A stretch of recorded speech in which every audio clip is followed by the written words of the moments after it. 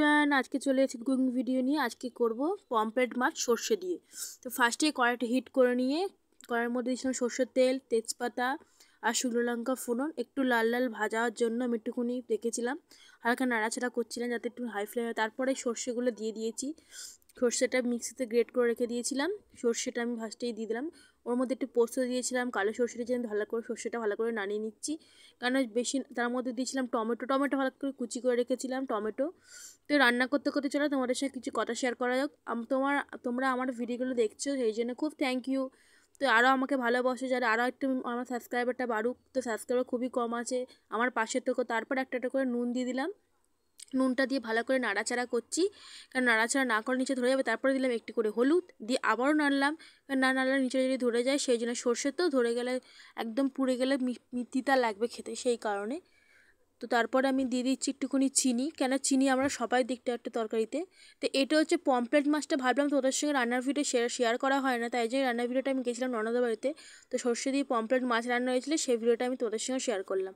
আমি করেছিলাম, ননদকে বলছিলাম ফোনটা ক্যামেরাটা ধরো, তো ফোনটা ধরেছিল। তারপরে ভিডিওটা করতে, তারপর আরেকটুখানি সর্ষে লেগেছিলো। আমরা তো বাঙালি বস, একটুও ছাড়বো না, তাই জন্য একটু ঢাকনা লেগেছিলো, সেই সর্ষে পোস্তটাও দিয়ে দিলাম। এটা সর্ষে পোস্ত দিয়ে পমফ্রেট মাছে একটা বাটা টাইপের বলে। তার মধ্যে আরেকটুখানি দেখতেই পাচ্ছি মিক্সি একটুখানি জল লাগিয়ে নিয়েছি, জলের মধ্যে একটুখানি আবার মিক্সির মধ্যে নেড়ে চড়ে যেটুকুনি বাকি সেটাও দিয়ে দিয়েছি। তো ভালো করে মশলাগুলো লাল লাল করে দেখতেই পাচ্ছ কষিয়ে নিচ্ছি, কেন না কষাটা গন্ধ ছাড়বে। তো ভালো করে কষিয়ে নাড়লে কিন্তু বাজে গন্ধ ছাড়বে। ভালো করে কষিয়ে নেওয়ার পরে যেইটুকুনি মিক্সিতে জলটা ছিল ওই জলটা আমি ভালো করে দিয়ে দিলাম, দিয়ে একটুখানি টকবক করে ফুটতে দিচ্ছি আরেকটুখানি জল দিয়ে। এছাড়া আলাদা কোনো জল দেবো না, টকবক করে ভালো করে এটা ফুটবে। ভালো করে নাড়াচাড়া করে নিচ্ছি এদিক ওদিক করে না ধরে যায় নিচেটা। তো এইভাবে আমি এটা প্রথম রান্নাটা করলাম।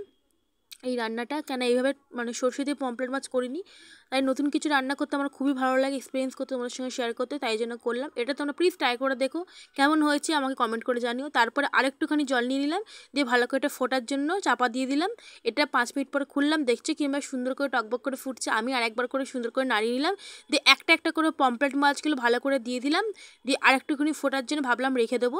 তো সেই জন্য সব কিছু একটা করে, অনেকগুলো পমফ্রেট মাছ তো হচ্ছে না, তাই জন্য আরেকটুখানি পমফ্রেট মাছগুলো দিয়ে তোমরা কিন্তু সুন্দর করে এটা না ভাঙে সেটাই দেখবে। একটু উল্টে দিলাম, উল্টে দিয়ে এবার আমি একটুখানি চাপা দিয়ে দেবো। চাপা দিয়েই আমাদের হয়ে যাবে সর্ষে দিয়ে পমফ্রেট মাছের ঝাল। তো ভিডিওটা কেমন লাগছে তোমরা কমেন্ট করে জানিয়ে। তার উপর দিয়ে কিন্তু কাঁচা সর্ষে দিয়ে দিলাম সুন্দর টেস্টের জন্য। Tata everyone.